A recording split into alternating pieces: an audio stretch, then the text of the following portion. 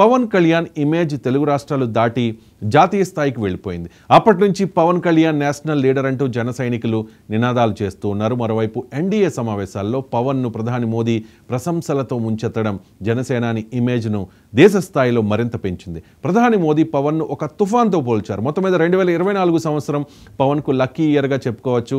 2014లో party పెట్టినప్పటి నుంచి 2023 వరకు పవన్ కళ్యాణ్ రాజకీయంగా ఎలాంటి విజయాలను చూడలేదు.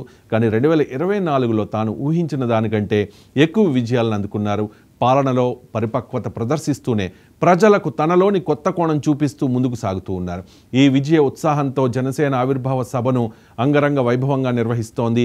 జన సైనికుల ఆనందానికి అవధులు లేవు. విజయ గర్వంతో కొందరు అత్యుత్సాహం ప్రదర్శించే అవకాశం ఉంది. ఆ అతి వారికే కాదు, ఎదుటి వారికి కూడా, సామాన్య ప్రజలకు కూడా ప్రమాదం కావచ్చు. కాబట్టి సభకు వచ్చేవారు పాటించాల్సిన నియమాలను కూడా జనసేన పార్టీ విడుదల చేసింది. జనసేన ఆవిర్భావ సభ మార్గదర్శకాలు: 1. టోల్ ప్లాజా సిబ్బందితో వివాదం పెట్టుకోవద్దు. ప్రజలకు ఎటువంటి ఇబ్బంది కలగకుండా వారికి దారి ఇవ్వాలి. ఎల్లవేళలా క్రమశిక్షణ పాటించి పార్టీ హోదాని నిలబెట్టండి అని చెప్పి పవన్ కళ్యాణ్ శ్రేణులకు పిలుపునిస్తూ ఉన్నారు.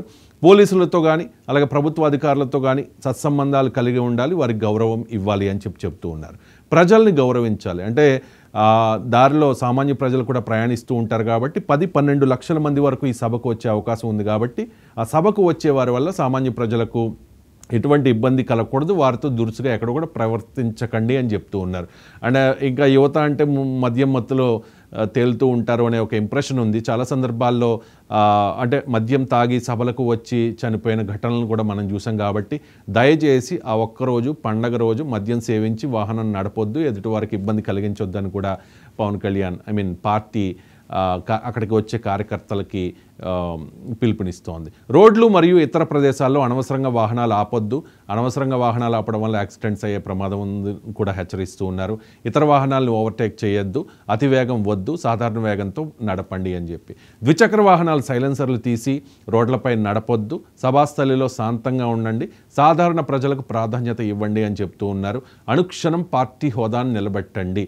వ్యక్తిగత ప్రాధాన్యత కంటే పార్టీ ప్రాధాన్యత ముఖ్యం అని గుర్తుపెట్టుకోండి. చెట్లు, గోడలు, టవర్లు, స్పీకర్ల పైకి ఎక్కకండి. విద్యుత్ స్తంభాలకి దూరంగా ఉండండి.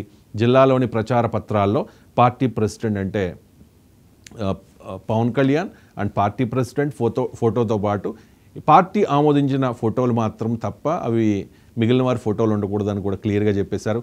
సో క్షేమంగా వచ్చి క్షేమంగా వెళ్ళండి అంటూ సభకు వచ్చేవారు పాటించాల్సిన నియమాలను కూడా జనసేన పార్టీ విడుదల చేసింది. దీన్ని బట్టి అర్థం చేసుకోవచ్చు పార్టీ శ్రేణుల విషయంలో పార్టీ అధినేత పవన్ కళ్యాణ్ ఎంత ఇది చూపిస్తూ ఉన్నారు అని చెప్పి.